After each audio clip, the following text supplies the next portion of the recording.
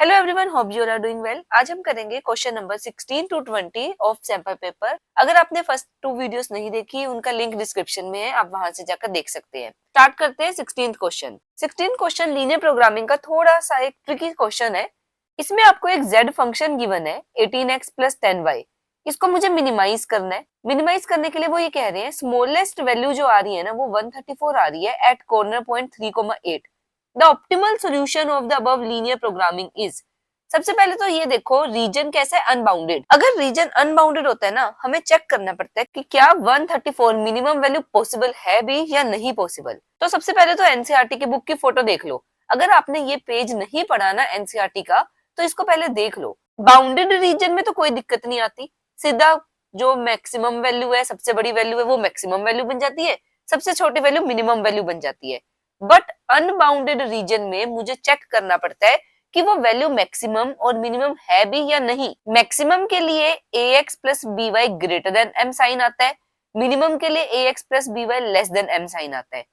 अगर जो मैं z को प्लॉट कर रही हूँ ना, उसके हाफ रीजन का और फिजिबल रीजन के अंदर कोई पॉइंट कॉमन नहीं है, तब तो वो मैक्सिमम वैल्यू होगी, नहीं तो नहीं होगी।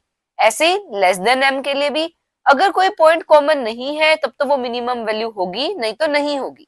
तो मुझे ये चेक करना है कि z वाले एरिया में और जो मेरा अनबाउंडेड एरिया आ रहा है उसमें कोई पॉइंट कॉमन है या नहीं है। तो कैसे करेंगे? आपको ना दो लाइंस गिवन है, 4x plus y is equal to 20, एक ये लाइन गिवन है, एक 2x plus 3y is equal to 30। ये दो लाइंस गिवन है। मैं इन दो लाइंस को प्लॉट करूंगी और मुझे उन्होंने ये बोला है कि ना जो रीजन आ रहा है ना, वो ये वाला रीजन आ रहा है। इन दोनों लाइंस का कॉमन रीजन अनबाउंडेड रीजन है। तो सबसे पहले यही कर लेते हैं। मैंने क्या किया, दोनों लाइंस ड्रॉ कर दी। सिंप्लिसिटी के लिए मैंने कुछ भी यहाँ पर बाकी लेबलिंग नहीं कर रही, सिर्फ मैंने एक रीजन बता दिया कि ये वाला अनबाउंडेड रीजन है इन दो लाइंस के बीच में।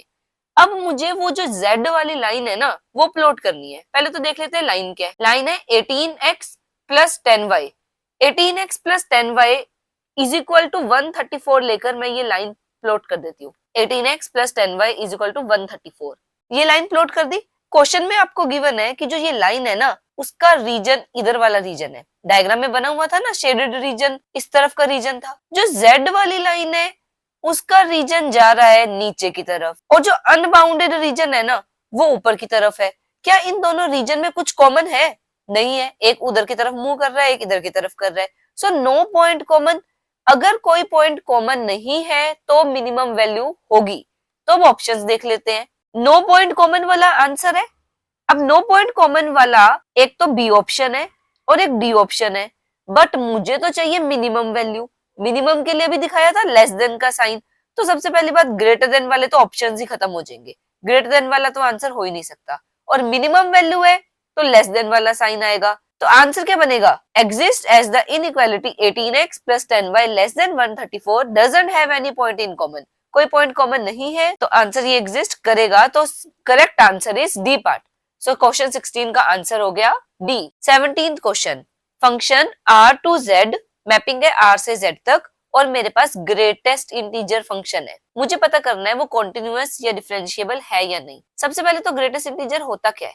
अगर मेरे पास कोई भी नंबर है, सपोज 0.2, नंबर लाइन पर अगर मैं इस नंबर को प्लॉट करूंगी, ये रहा 0, ये रहा 1, 0.2 यहाँ पर कहीं पर होगा। उसके लेफ्ट में सबसे बड़ा इंटीजर देखना है। लेफ्ट में तो इसके 0 है, तो आंसर हो गया 0। ऐसे अगर मैं 0.9 इसका ग्रेटेस्ट इंटीजर प्लॉट करूं, 0.9 यहाँ पर होगा। इसके लेफ्ट में कौन सा इंटीजर आ रहा है? 0। इंटीजर मतलब having no decimal place, decimal नहीं होना चाहिए। तो मतलब 0.9 का भी 0 है। 0.1 से लेकर 0.9 सबके लिए ग्रेटेस्ट इंटीजर 0 होगा। अब ऐसे 1.1, 1.1 का ग्रेटेस्ट इंटीजर देखूं, 1 आएगा। ऐसे 1.9, ये 2 रहा, यहाँ पर 1.9, उसके लेफ्ट में भी ग्रेटेस्ट इंटीजर 1 होगा। सो 1 से 1.9 सबके लिए 1। 2.1 से 2.9 प्लॉट करूंगी, फिर से सबके लिए 2 आएगा। तो ग्रेटेस्ट इंटीजर का ग्राफ कैसे बनता है? जो ग्राफ होता है वो कुछ इस तरीके का होता है। 0 से 1 में मुझे एक लाइन मिल रही है, फिर 1 से 2 में एक लाइन आ रही है, 2 से 3 में, ऐसे ही माइनस में। मुझे क्या चेक करना है? Continuity at 2.5। Continuity and differentiability 2.5 पर चेक करनी है। 2.5 होगा 2 और 3 के बीच में। यहाँ पर कोई पॉइंट उठा लो, 2.5। 2.5 के थोड़ा लेफ्ट और थोड़ा राइट इसमें तो ये जो फंक्शन है वो कॉन्टिन्यूअस है, क्योंकि ये लाइन ग्राफ मिल रहा है मुझे, तो 2.5 पर कॉन्टिन्यूअस भी होगा, डिफरेंशिएबल भी होगा। सो आंसर इज डी, क्योंकि 2.5 के लेफ्ट में और राइट में ये होगी 2 वाली लाइन, 2 से 3 वाली, 2 और 3 के बीच में 2.5, 2.5 से कुछ माइनस करूं h या प्लस करूं h, जहां पर h बहुत छोटा नंबर है, मतलब 2.5 के लेफ्ट में और राइट में कॉन्टिन्यूटी है, कॉन्टिन्यूटी ब्रेक नहीं हो रही है। सो correct answer is D part. Now question number 18, a student observes an open air honeybee nest on the branch of tree, the plane figure is parabolic। So figure draw कर लेते हैं, मुझे parabola बनाना है, x square is equal to 4y, upper parabola बनेगा, ये बना दिया x square is equal to 4y। और क्या बोला है उन्होंने, line y is equal to 4, y is equal to something parallel to x axis, x axis के पैरेलल लाइन बना दी y इज इक्वल टू 4। अब मुझे इन दोनों लाइंस के बीच का रीजन चाहिए, तो ये सारा रीजन चाहिए।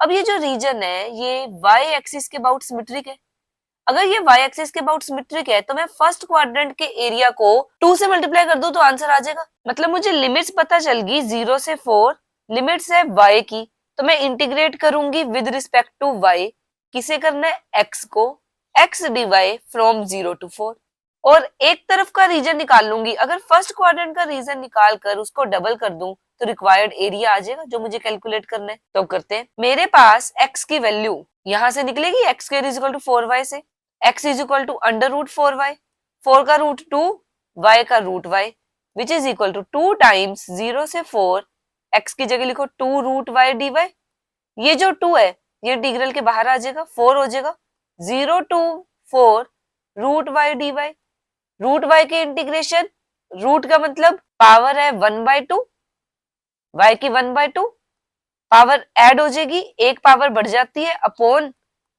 ये जो बढ़ी हुई पावर है 1/2 प्लस 1, फ्रॉम लिमिट्स क्या है 0 to 4, which is equal to 4 y की पावर 1/2 प्लस 1 3/2 अपॉन में 3/2, ये 3 और 2 मल्टीप्लाई में आ गया, विच इज 8/3, और लिमिट्स है 0 to 4, upper limit minus lower limit, 4 upper limit है 4, 3/2 माइनस लोअर लिमिट तो 0 है।